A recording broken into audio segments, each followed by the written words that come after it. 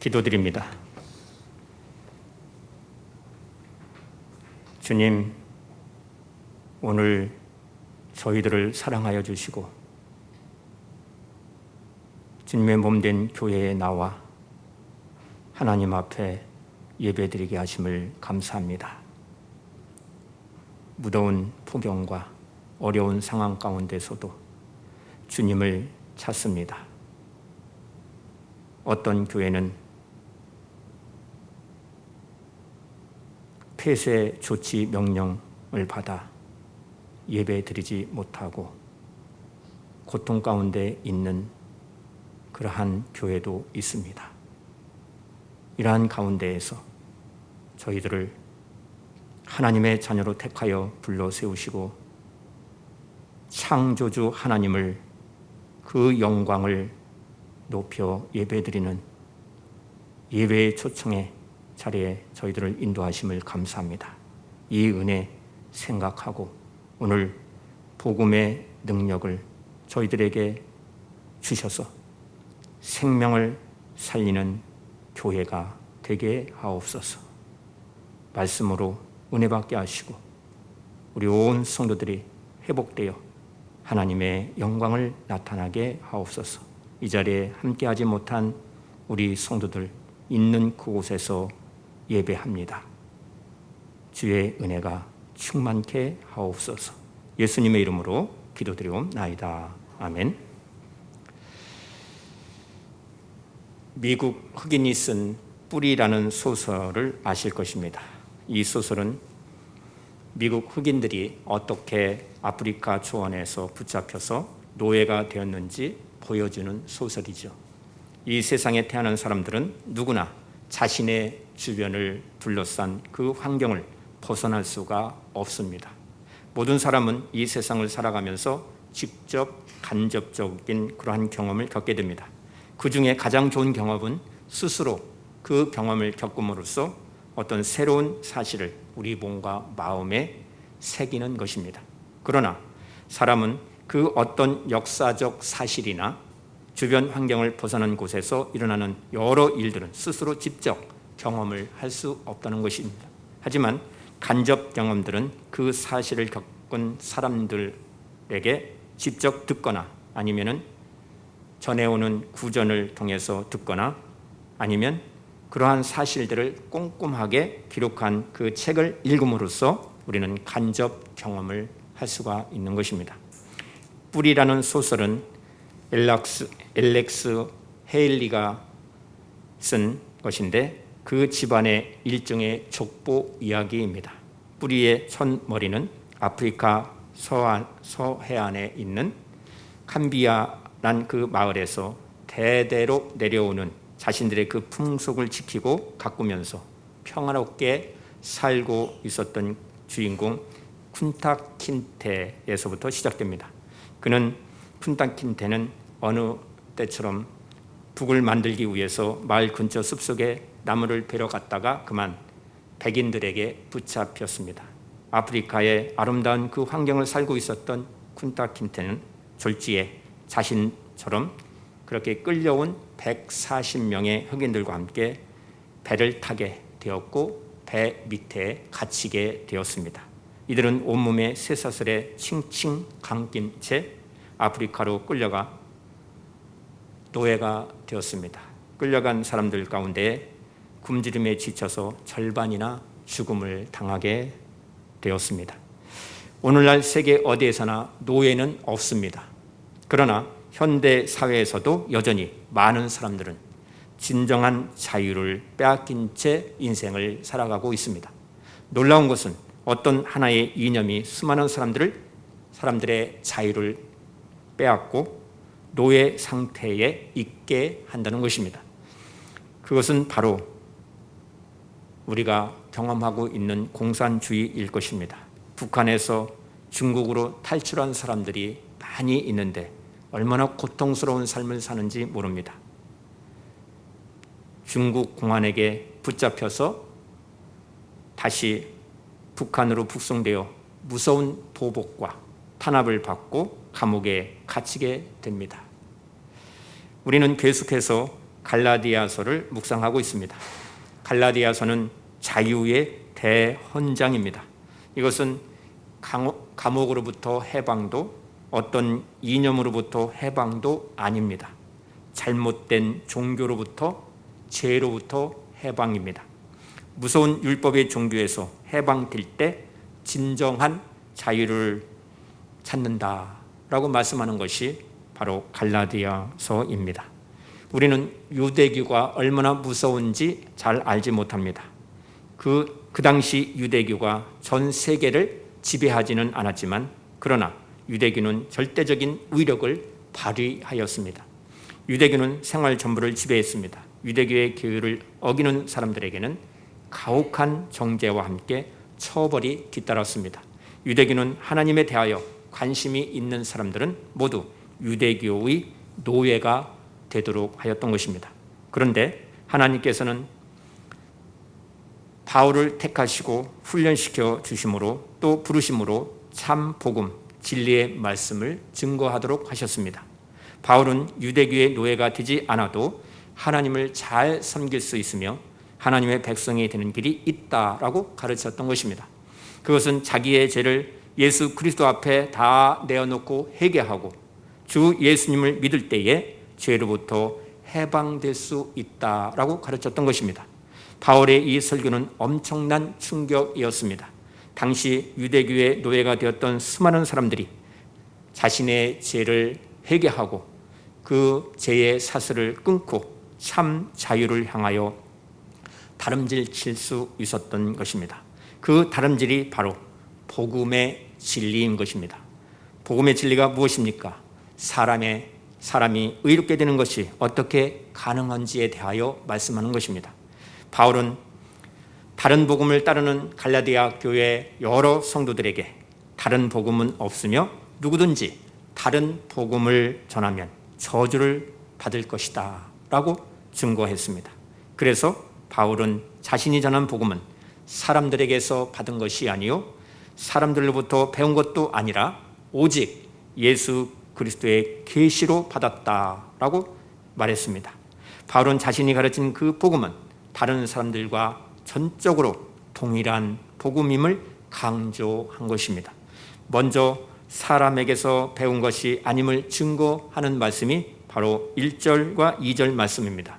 14년 후에 내가 바나바와 함께 디도를 데리고 다시 예루살렘에 올라간다니 계시를 따라 올라가 내가 이방 가운데서 전파하는 복음을 그들에게 제시하되 유력한 자들에게 사사로이 한 것은 내가 다름질하는 것이나 다름질한 것이 헛되지 않게 하려 함이라 라고 말씀하고 있습니다.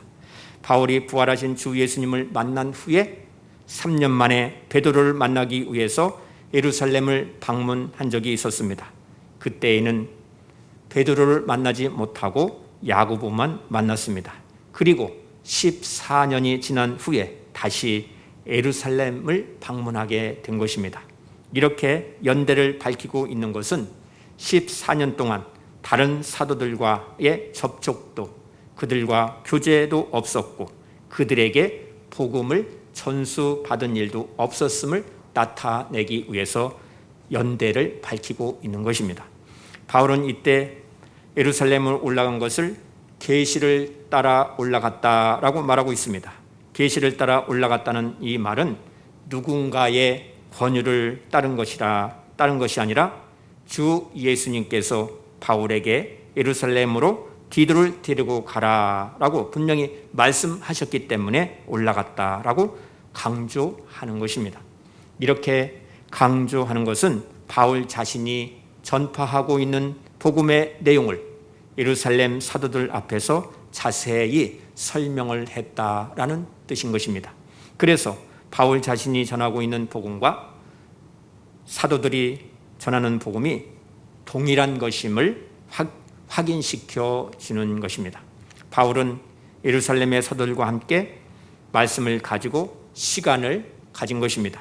이것이 바로 유력한 자들에게 이방인 가운데서 전파하는 복음을 사사로이 한 것은 그들이 아주 자연스러운 그 상태에서 진지하게 바울이 전한 그 복음을 들을 수 있게 하였다는 것입니다.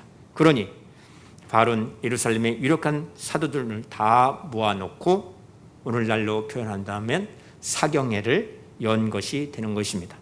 바울이 여기서 강조한 것이 무엇입니까? 내가 복음을 부끄러워하지 않았다는 것입니다. 이 복음은 믿는 자에게 구원을 주시는 하나님의 능력이 됨을 증거하고 있는 것입니다. 그렇습니다. 복음은 하나님의 능력입니다. 복음을 듣지 못하면 하나님의 능력을 체험할 수가 없습니다. 교회를 그토록 오래 다녀도 윤리적인 설교만 듣기 때문에 복음의 능력을 경험하지 못하고 힘을 내지 못하고 그렇게 인생을 사는 것입니다.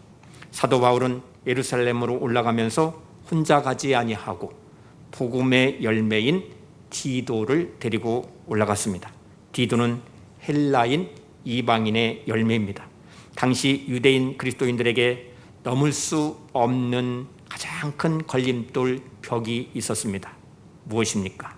할례를 받지 않는 자와 교제를 나누는 것은 가장 큰 벽이었던 것입니다. 예루살렘에 있는 사도들은 마치 중립국과 같은 그러한 형편에 놓여 있었던 것입니다. 그들에게는 복음도 있었습니다. 그들에게는 유대교도 있었던 것입니다. 이에 대하여 본문 3절부터 5절에서 말씀하고 있습니다. 그러나 나와 함께 있는 헬라인 디도까지도 억지로 할례를 받지 않게 하였으니 이는 가만히 들어온 거짓 형제들 때문이라. 그들이 가만히 들어온 것은 그리스도 예수 안에서 우리가 가진 자유를 엿보고 우리를 종으로 삼고자 함이로되 그들에게 우리가 한시도 복종하지 아니하였으니 이는 복음의 진리가 항상 너희 가운데 있게 하려 함이라 라고 말씀하고 있습니다. 여기서 바울은 할례를 강조하고 있습니다. 당시 할례는요, 유대주의자들의 행위 중심 체계의 핵심이 바로 할례를 규정하는 것이었습니다. 그들은 할례를 받지 아니하면 구원은 불가능하다라고 가르쳤습니다. 따라서 할례를 받지 아니한 헬라인 디도를 데리고 예루살렘으로 올라갔다는 것은 당시 상황으로 볼 때에 아주 위험한 일이었습니다. 왜냐하면 무할례자와 교제하는 것은 유대인들에게 또 예루살렘 교회에 대하여 도전적으로 받아들일 수 있는 아주 당돌한 행동이었기 때문인 것입니다. 예루살렘에는 이로 인하여서 유대주의 문제가 크게 대두되었습니다. 유대인 그리스도인들 중에는 이방인들이 예수님을 믿어도 여전히 할례를 받고 율법을 지켜야 한다라는 생각하는 사람들이 많이 있었습니다. 이런 상황 가운데에 할례의 문제가 다시 대두되고 있었던 것입니다. 바울은 자신이 예루살렘에 올라갔을 때에 헬라인 디도를 데리고 갔지만 할례를 행하지 아니하였다라고 강조한 것입니다. 갈라디아 교회의 성도들에게 있는 문제 중 하나는 그들이 할례를 받은 것입니다. 이방인 갈라디아 교회 성도들에게 예수님을 믿은 후에도 계속해서 할례를 받은 것이 분명히 문제의 핵심이 되었던 것입니다. 할례는 유대인에게 있어서 가장 분명한 유대인의 민족 표시였습니다. 그리고 이것은 유대인의 민족 표시뿐만 아니라 율법을 지킨다는 표지였던 것입니다. 하지만 바울은 예루살렘에서 디도에게 할례를 받지 않는 그 사건의 의미를 자세히 말하고 있는 것입니다. 할례는 상황에 따라서 다름을 이야기하고 있는 것입니다. 바울이 과거에 디모데에게 할례를 행하게 한 적이 있었습니다. 그것은 유대인들에게 유대인같이 되어서 또 유대인들을 얻고자 하는 그러한 선교적 목적 때문에 할례를 행하게 되었던 것입니다. 그 상황에서는 할례는 받아도 그만이요 받지 않아도 그만인 그러한 사소한 문제였던 것입니다. 하지만 예루살렘에서 바울은 헬라인 디도에게 할례를 행하지 않았다라고 거듭 강조하는 것은 이 말을 하는 그 의도는 헬라인 디도에게 할례를 받아야 한다는 내외적인 압박이 너무나도 있었음을 뜻하는 것입니다. 이런 상황 가운데서 바울은 헬라인 디도에게 할례를 행하는 것을 거부하는 것을 이야기하고 있습니다. 왜 그렇게 했습니까? 예루살렘의 유력한 지도자들 중에는 이방인이 예수님을 믿어도 할례를 받아야 한다라고 주장하는 사람들이 많이 있었기 때문인 것입니다. 이런 상황 가운데 바울은 헬라인 디도에게 억지로 할례를 받지 않게 하였다는 것입니다. 예루살렘에서 할례 문제는 바로 진리의 문제였습니다. 복음의 문제였습니다. 바울은 할례가 진리의 문제가 되게 된다는 것을 알고 이것을 목숨을 걸고 양보해서는 아니 된다는 것을 알았던 것입니다. 바울은 자신의 명예나 자존심을 세우기 위해서 그렇게 이야기한 것이 아닙니다. 오직 예수 그리스도를 믿음으로 말미암아 구원을 얻는다라고 전파한 그 복음을 뒤집는 결과가 되기 때문에 그들에게 복종하지 아니하였다라고 말씀을 하고 있는 것입니다. 바울이 두려워하고 있는 것이 무엇입니까? 지상 교회에는 결코 완전하지 않다라는 것이었습니다. 그런데도 유대교는 자기 자신들이 진정한 복음을 알고 있다라고 거듭 강조하는 것입니다. 이것이 큰 문제가 되었던 것입니다. 그들은 그리스도인이 아니라 바로 세상에 속한 사람들인 것입니다. 그들은 진정한 구원의 기쁨을 잃어버리고 말았던 것입니다. 다시 유대교의 노예가 되고 말았던 것입니다. 복음의 특징이 무엇입니까? 바로 구원의 기쁨입니다. 여러분, 구원받았습니까? 그러면 그 기쁨이 충만한 것입니다. 우리의 삶이 코로나19로 여러 가지 어려운 가운데 있지만 하나님께서 나를 구원하셨다. 나를 하나님의 자녀 삼아 주셨다. 하늘의 권속이 되었다. 거룩한 성도가 되었다. 이 기쁨이 바로 구원의 기쁨인 것입니다. 이 구원의 기쁨과 함께 그 감격으로 우리는 한 날 한 날을 하나님께서 주신 그 사명을 가지고 살아가고 있는 것입니다.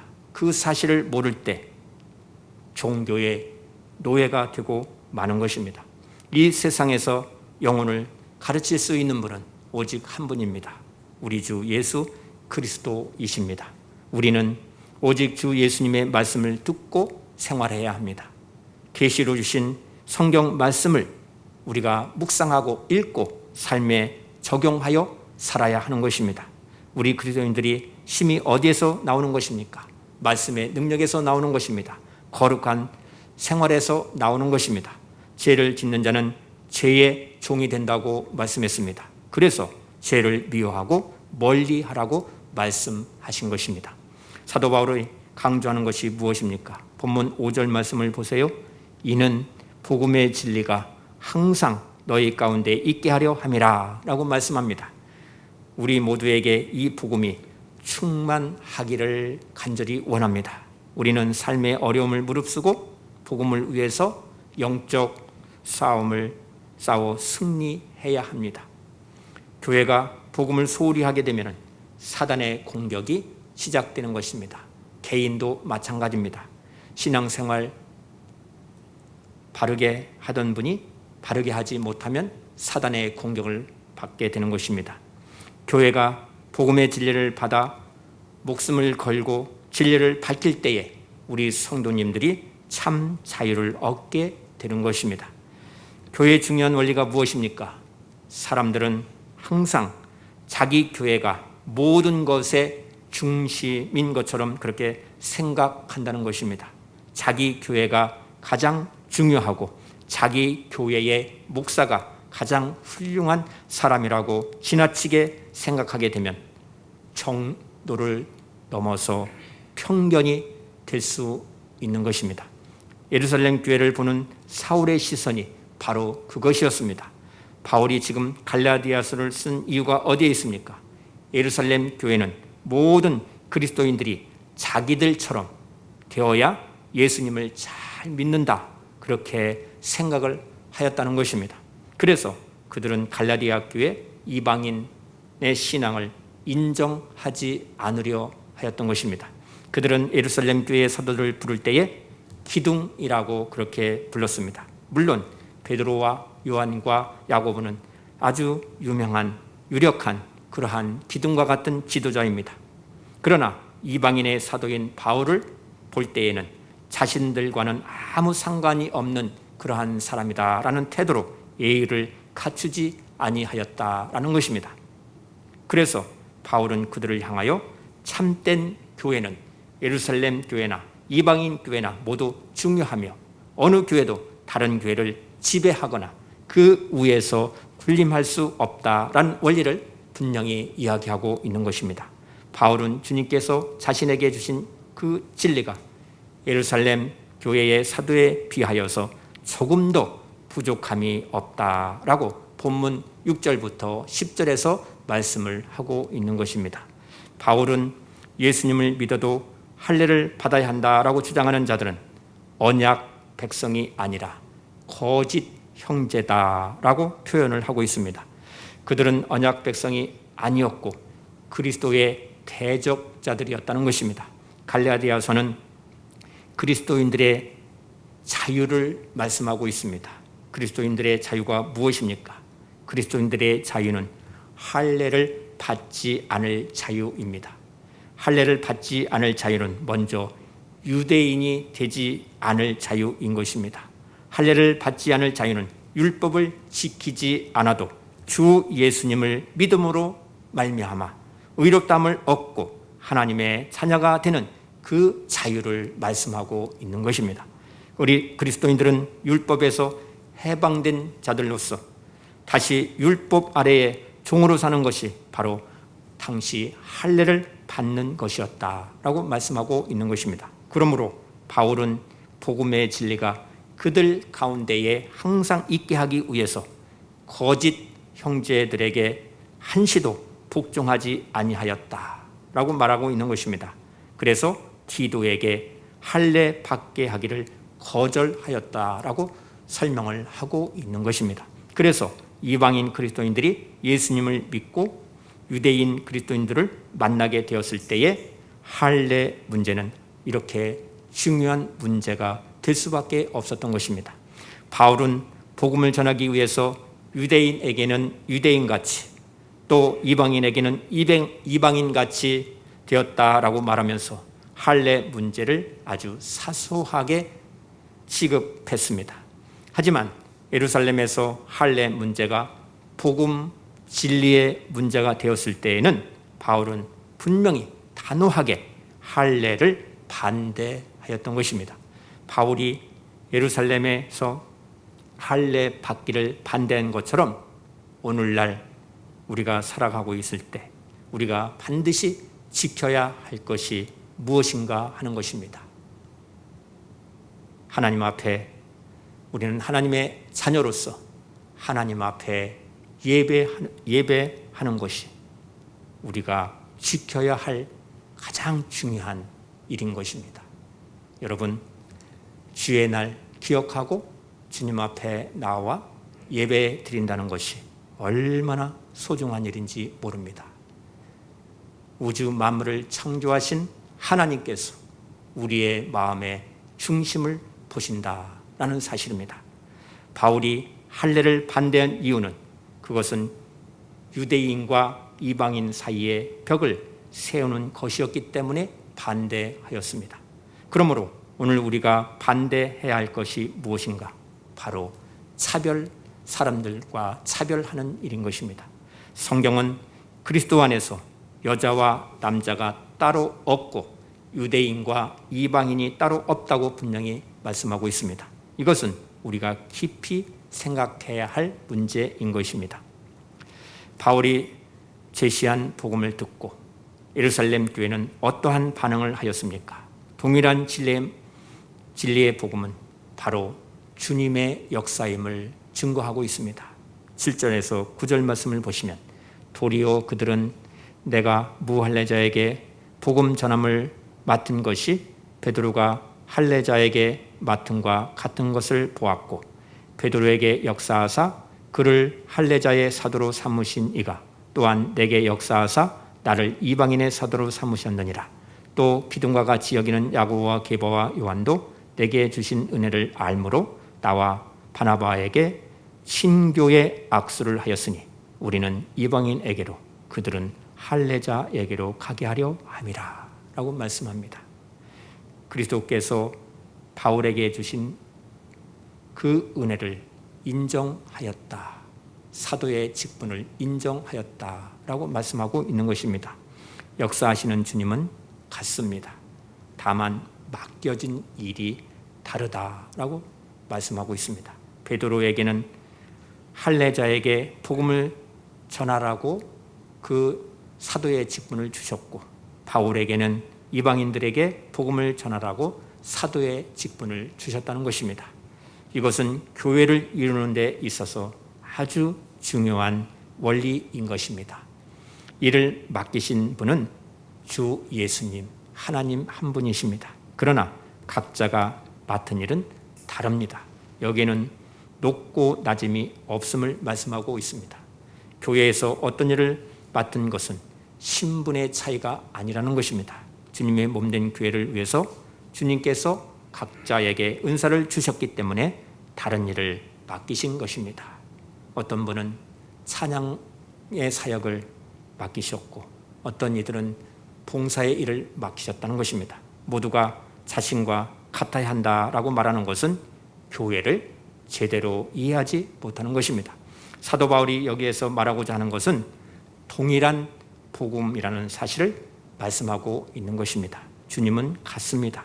주님께서 맡기신 복음도 같습니다. 그 복음을 받는 대상이 다를 뿐입니다. 예수님께서 일하라고 보낸 터전이 다른 것입니다.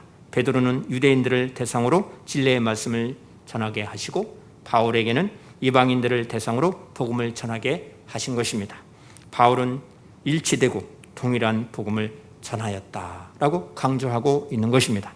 당시 할례를 행하는 그 문화권에서 살았던 사람들이 할례를 행한 것은 어쩔 수 없는 일인 것입니다. 그러나 무할례 문화권에서 살았던 사람들이 할례를 행할 필요는 없다라고 말씀하고 있는 것입니다. 복음은 같지만 문화는 다릅니다. 문화를 가지고 구원을 논해서는 아니 된다는 것입니다. 물론 그 시대의 문화도 중요하지만은 문화가 구원에 영향을 미치는 것이 아님을 말씀하고 있는 것입니다. 구원은 오직 주 예수 그리스도를 믿을 때 받을 수 있는 것입니다. 어느 문화에 있든지 어느 문화권에 살든지 예수 그리스도를 믿어야 구원을 받을 수 있습니다. 우리나라에는 술 문화가 매우 강합니다. 좋은 대학을 가기 위해서 그토록 열심히 공부하였는데 대학에 첫 번째 가서 경험하는 것이 바로 술 문화인 것입니다.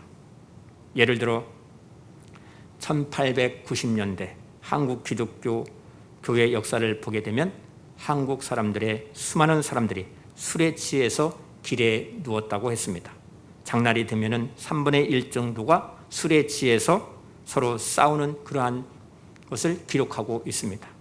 예수 그리스도를 믿는 사람들이 그렇게 한다는 것은 교회에 덕이 되지 아니하고 다른 사람들에게도 덕이 되지 않기 때문에 선교사들은 교회에서는 술을 금해야 되겠다라고 강조를 하게 되었던 것입니다.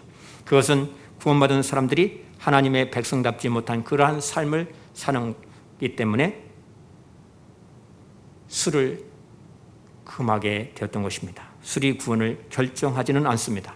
구원은 오직 예수 그리스도의 십자가의 공로로 그 주님을 믿을 때 받게 되는 것입니다. 바울은 자신이 전하는 그 복음이 예루살렘 지도자들이 전하는 복음과 일치됨을 강조하는 말씀이 바로 친교의 악수를 통해서라고 말씀하고 있습니다.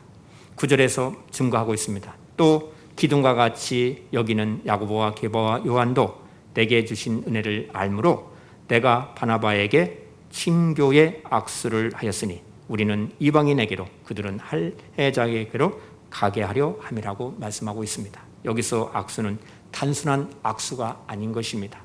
우리 성도들이 예배를 드리고 서로 친교하는 것이 단순한 친교가 아닙니다. 나와 당신은 귀한 하나님의 자녀입니다. 구원받은 백성입니다. 거룩한 성도입니다. 그러한 의미로 악수하는 것입니다. 오늘 말씀도 그렇습니다. 성도와의 그 친교의 악수, 이것은 바울이 전한 그 복음과 예루살렘 교회의 지도자들이 전한 복음이 일치함을 의미하는 그러한 악수였던 것입니다. 바울의 사도의 직분을 공적으로 인정하는 그러한 악수였던 것입니다. 지금까지 바울의 그 사도 직분을 반대하고 하였던 것이 이제 공식적으로 인정이 되는 그러한 놀라운 일이 나타나고 있습니다. 예루살렘 교회 지도자들이 전하는 복음과 바울이 전하는 복음이 다르지 않다. 예수님의 복음이다 라고 인정을 하게 되는 것입니다. 서로 일치하는 동일한 복음이라고 그러한 의미에서 친교의 악수로 그렇게 나타나게 된 것입니다. 바울을 이제 하나님의 종으로서 사도로서 동역자로서 인정해주는 그러한 의미인 것입니다. 야고보, 베드로, 요한 세 지도자들이 사도 바울이 전하는 그 복음에 무엇인가를 더해준 것이 없다고 했습니다. 다만 부탁한 것이 하나 있다고 10절에서 말씀하고 있습니다. 10절을 보시면 다만 우리에게 가난한 자들을 기억하도록 부탁하였으니 이것을 나도 본래부터 심소 행하여 왔노라 라고 말씀합니다. 바울은요, 가난한 자들, 구체적으로 예루살렘 교회를 구제하는 것을 의미할 것입니다. 고린도전서 16장 그리고 고린도후서 8장 그리고 9장을 보면은 바울은 가난한 사람들을 참으로 많이 생각하고 실천한 것을 볼 수 있습니다. 하나님의 은혜를 아는 백성이라면 당연히 가난한 사람들을 기억하고 그들을 도와야 한다는 것입니다. 가난한 자들을 기억하고 돕는 것은 참된 믿음이 있음을 나타내주는 실증인 것입니다. 바울은 여러 가지 일들을 가지고 자신이 전하는 복음이 주 예수님의 계시에 의한 바른 복음임을 증거하고 있는 것입니다. 다른 사도들도 일치해서 전한 복음이라는 것입니다. 이 복음을 무너뜨리는 것은 곧 주님의 교회를 무너뜨리는 것이요 진리를 파괴하는 것이라는 것입니다. 우리는 이 복음을 의지하여서 더욱더 증거해야 합니다. 교회는 이 진리를 바르게 분별해서 믿음이 약한 사람들이 바르게 설 수 있도록 항상 그들을 돕고 보호해야 할 책임이 교회에 있는 것입니다. 교회는 하나님의 영광을 위하여 주님의 이름을 위하여 일하는 그러한 하나님의 사업인 것입니다. 바울은 실제적인 사람이었습니다. 그는 복음이 효과적으로 전파되기를 간절히 원했습니다. 누가 하나님 앞에 실제적인 사람일까요? 그것은 바로 삶의 현장에서 한 사람 한 사람을 만나면서 자기가 듣고 은혜 받은 그 말씀을 증거하면서 전도하는 사람인 것입니다. 우리의 신앙이 무엇으로 나타나는 것입니까? 신앙은 곧 우리의 삶인 것입니다. 신앙생활은 절대로 입으로 하는 것이 아닙니다. 주님께서 주신 그 사랑의 능력으로 신앙생활을 해야 하는 것입니다. 하나님께서는 구원받은 성도들에게 여러 은사들을 주셨습니다. 시간도 주셨습니다. 물질, 돈도 주셨습니다. 재능도 주셨습니다. 능력도 주셨습니다. 건강도 주셨습니다.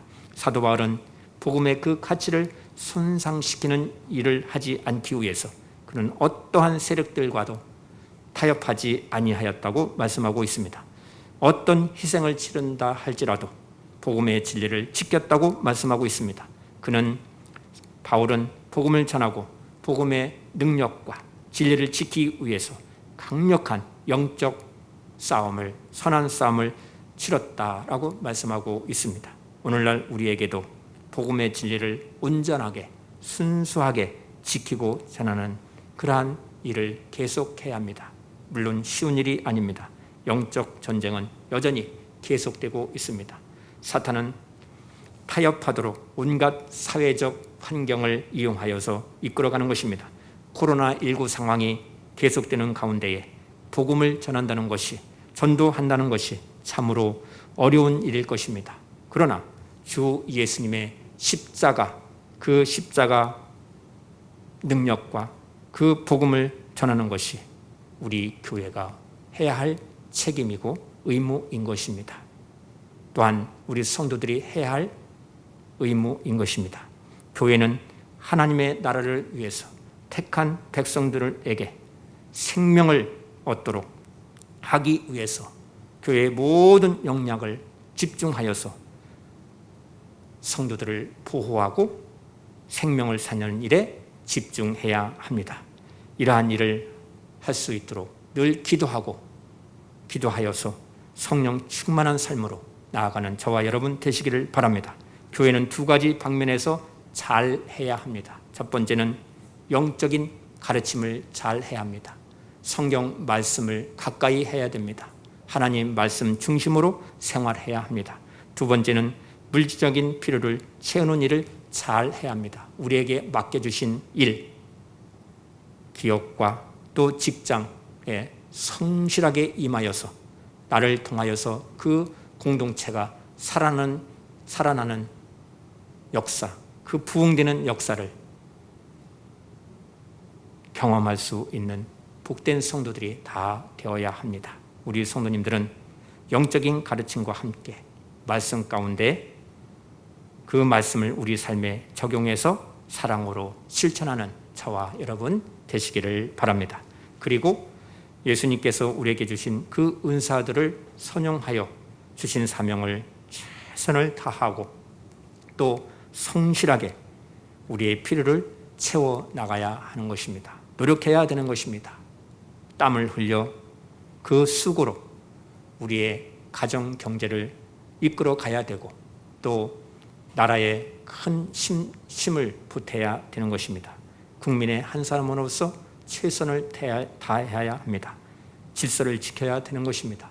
환경을 생각하고 일해야 되는 것입니다. 우리 성도님들은 복음의 그 가치를 알고 구원의 기쁨과 감격을 가지고 선교하는 교회, 생명을 살리는 교회의 그 사명을 믿음으로 잘 감당하여서 하나님의 나라가 왕성하게 세워지기를 주님의 이름으로 축복합니다. 기도합니다. 주님 감사합니다. 복음의 능력을, 복음의 진리를 주시고 또 하나님의 그 복음의 능력이 하나님의 능력임을 알게 하시고 또 구원의 기쁨과 감격으로 살게 하심을 더욱더 감사를 드립니다. 주님, 어려운 상황 가운데에서 영적 선한 싸움을 싸워서 승리하는 우리 온 성도들이 되게 하옵소서. 생활 가운데 문화의 다양성 속에서 사랑의 능력으로, 복음의 능력으로 그 복음의 가치를 알고 전파하고 생명을 살리는 교회 되게 하시고 성령 충만케 하셔서 늘 주님과 동행하면서 날마다 지혜가 더하게 하시고 교회에 덕을 세우는 그리고 가정을 살리는 이웃을 살리는 그러한 교회가 되게 하옵소서. 예수님의 이름으로 기도드리옵나이다. 아멘.